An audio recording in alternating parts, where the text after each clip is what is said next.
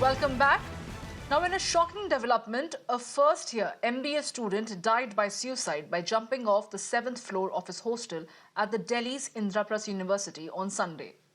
The victim has been identified as 25-year-old Gautam Kumar, a resident of Bihar's Vaishali district. The deceased sent a WhatsApp message to his father before taking his own life, claiming that the warden got him expelled from the hostel over alleged false accusations. It is learned that the deceased was reportedly celebrating a fellow student's birthday inside a hostel room on Friday night when the warden walked in and caught them drinking.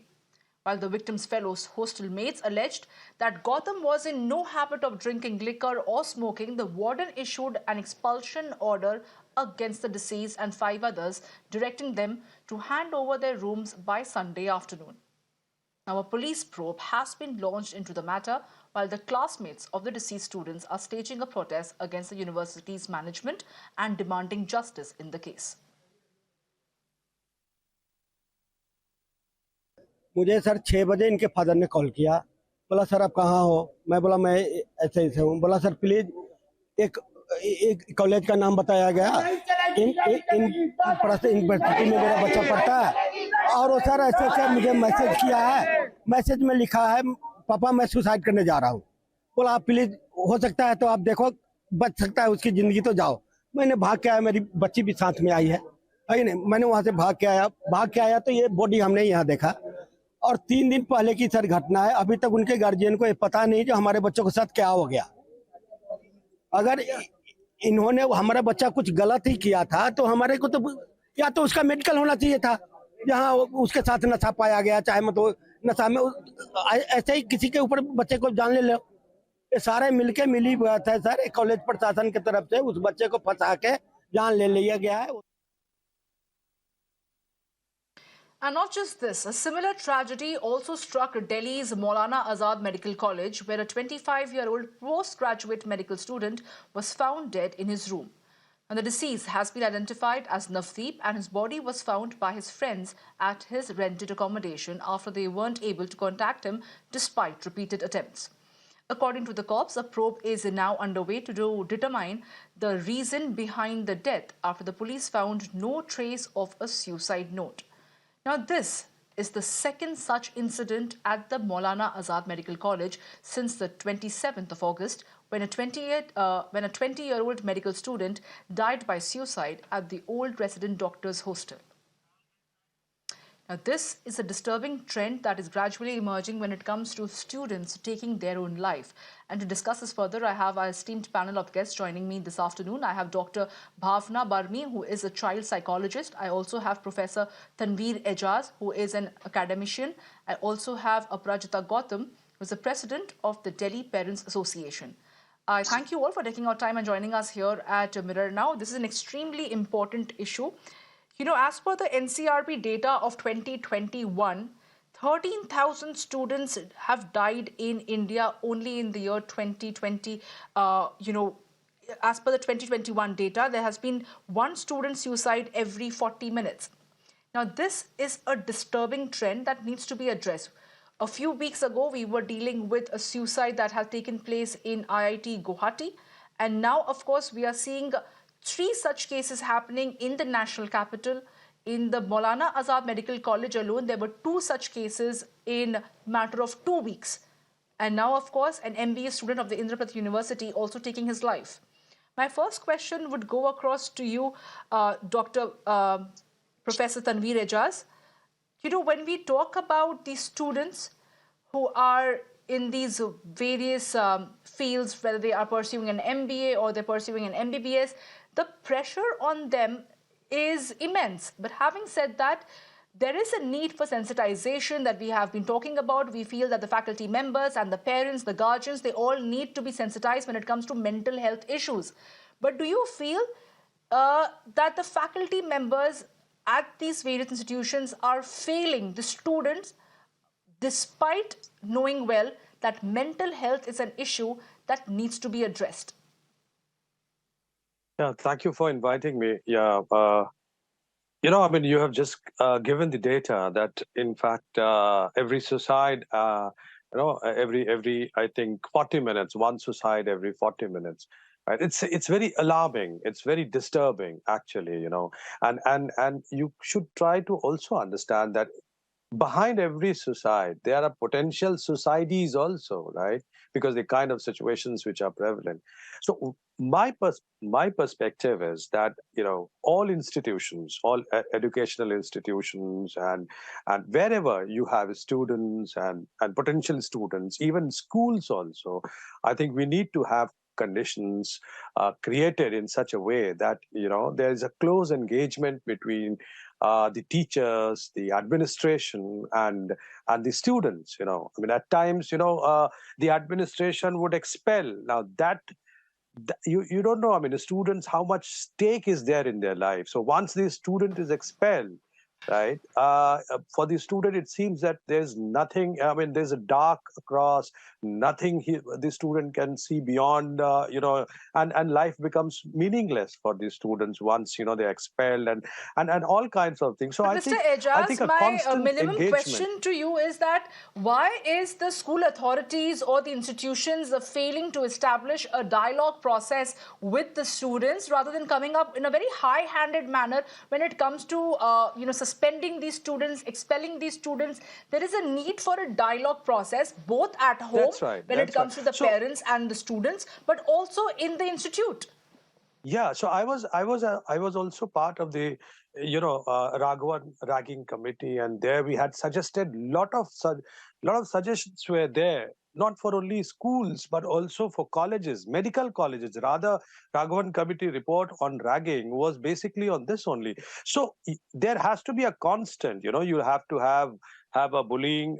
I mean, in schools you find bullying, in colleges you see. So there's a huge power asymmetry existing in both the institutions, the schools and colleges.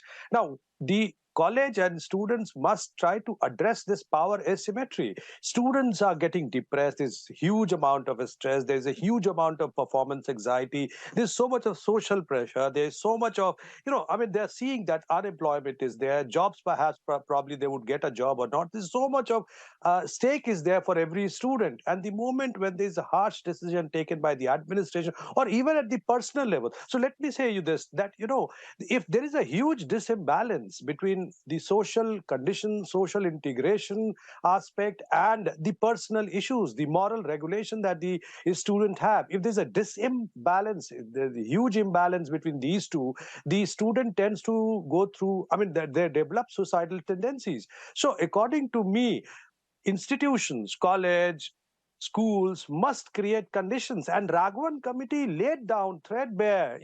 That's not being followed. That's you have to have a bullying committee. I mean, the committee which would look into all these power asymmetries, which is not prevalent in a school or in colleges. Also, the committees, basically, what we see, committees are just namesake. They have to be active. Mentorship is very, very important. Teachers Dr. after all Barmi, are please the come in second over here. guardian. Professor Ejaz, we get your point. Let me take that question across to Dr. Barmi also, who is a child psychologist. Ms. Barmi, this is not the first time around, unfortunately, that we are discussing student suicides, and we have you on the panel. We've done this around 2 weeks ago when the IIT student in Guwahati had taken his life. But this is a disturbing trend, and there seems to be nothing that is being done in the process to plug this.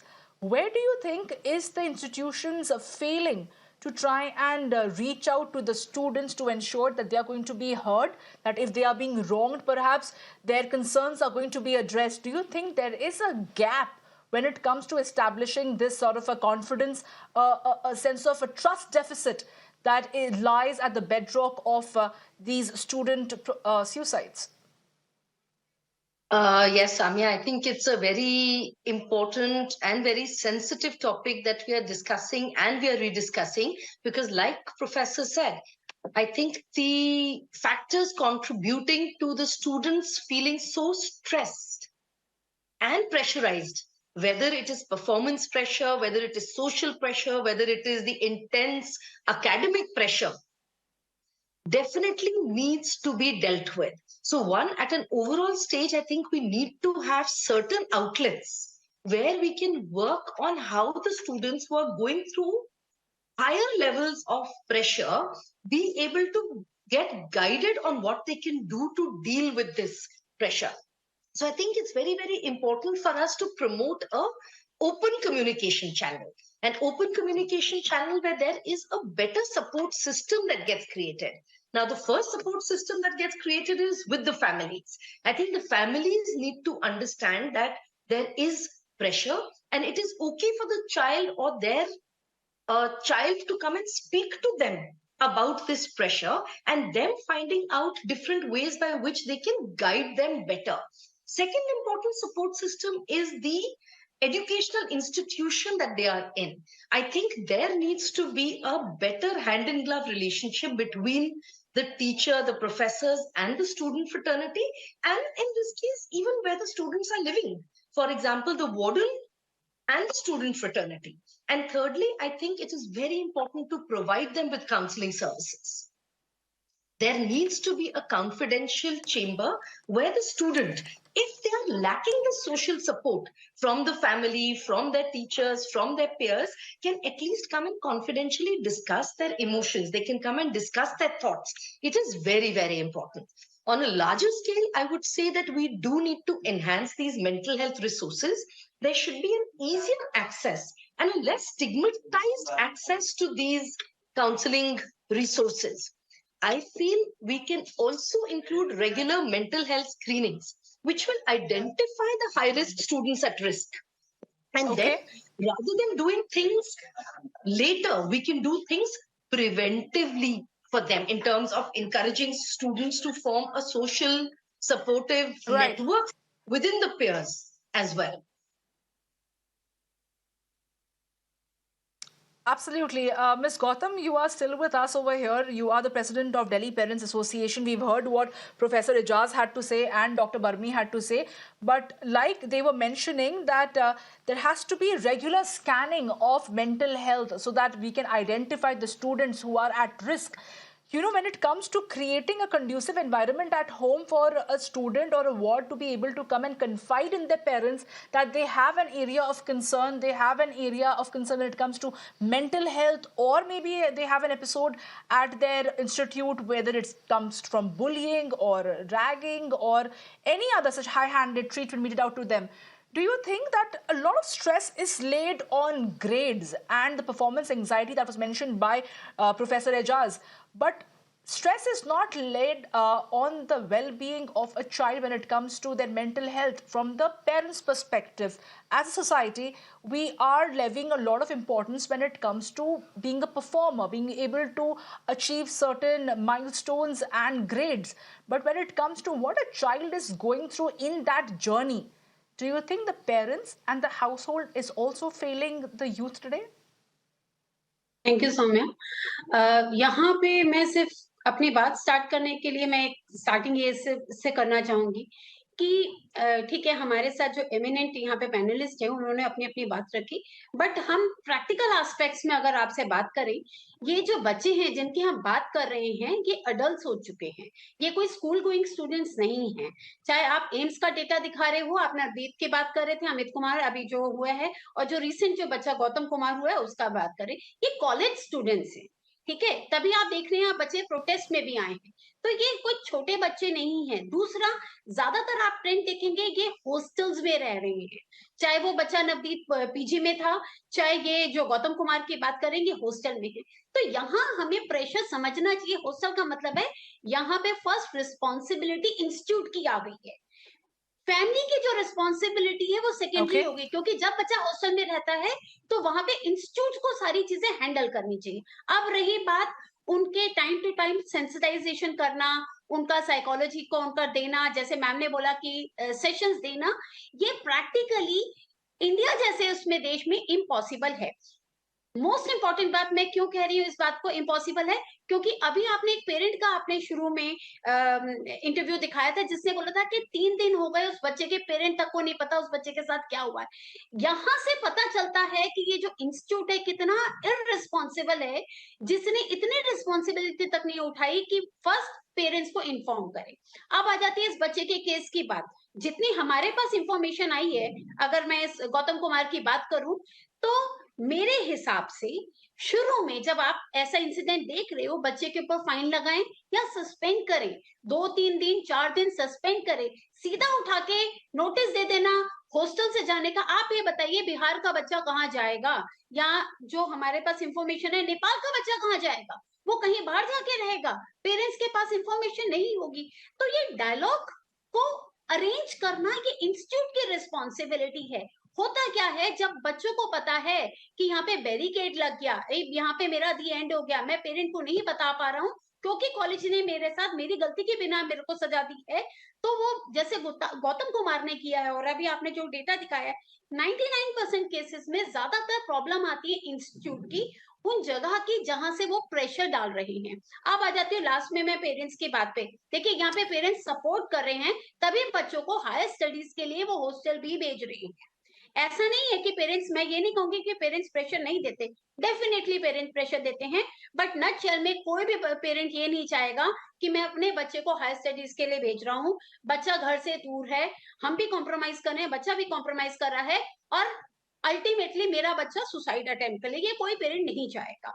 तो nutshell में ये बात आती है कि यहाँ पे dialogue कौन करेगा, क्योंकि इंस्टीट्यूट वगैरह, आप इंस्टीट्यूट के, मैं हाई लेवल में बात करूं, स्कूल लेवल पे हमने देखा है कोई स्कूल या मैनेजमेंट जो होती है, चाहे हम स्कूल की बात करें चाहे कॉलेज की बात करें, वो एक बैरिकेड लगा मैम देती है, वो गौतम, आपका कम्युनिकेशन नहीं पॉइंट करना सही है, बट यहाँ पे मैं इस बात से इत्तेफाक नहीं रखती कि क्योंकि वो 25 साल के हैं या वो MBBS परस्यू कर रहे हैं या वो MBA परस्यू कर रहे हैं, it's not that the parents can absolve themselves of the responsibility of trying to ensure that the child's wellbeing is prioritize. Of course institute की जिम्मेदारी है यहाँ पे, और यही सवाल मैं लेके जाऊंगी प्रोफेसर एजाज से before I wrap this conversation.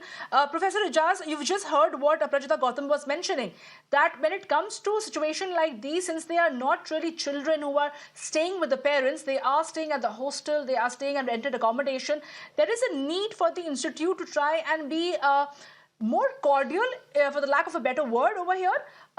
But having said that, when Professor Barmi was saying that there is a need for regular scanning of mental health issues in the students, that should be prioritized.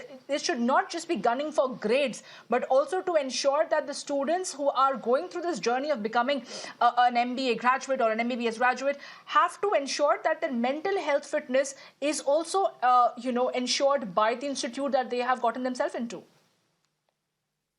Yeah, of course, absolutely. I think the family, what somebody was talking about. So parenting is very, very important. The parents, of course, they must keep a constant engagement with their kids. That is very, very important. And of course, the kind of engagement that the parents have with their 100%. kids, that is also very important. It has to be qualitative, right? It's not just quantitative, because, a child is staying outside of the family, and he perhaps may get derailed when the whole idea of belongingness comes to, the sense of belongingness is he perhaps might be missing, or she might be missing, right? So parenting is a very important aspect. But having said that, I think institutions where the kids are studying, or I agree with you, I mean, in the college, they have just become an adult. So it's a very gray zone. And some of them who are, spoon fed, or perhaps they haven't had so much of interactions in the society. So they have those anxieties, peer anxieties. So that also is another problem. You have parties, you have, all kinds of social interactions. So the social integration part is a major, major anxiety for the students, right? So all institutions, particularly in the hostels, wardens must be sensitized. Wardens, more often than not, they Right. behave very authoritatively. That should not be there. They have to behave very humanly to all the students over there. Keep on engaging. And we gave this in the committee report, that orientations are very, very important. Sensitizations are very, very important. Not just only the student.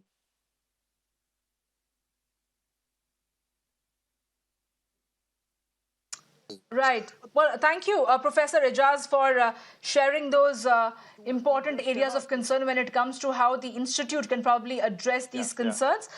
We have to wrap this conversation over here. Thank you, Dr. Bhavna Barmi, Professor Tanvi Ejaz, and Aprajita Gautam for taking our time and joining us over here. And clearly it lies as a combined responsibility of the families, the parents and the institutions to ensure there is a dialogue process that is established with the students at large. There is a mental health check that is duly carried out at regular intervals to try and identify the students who stand at a risk.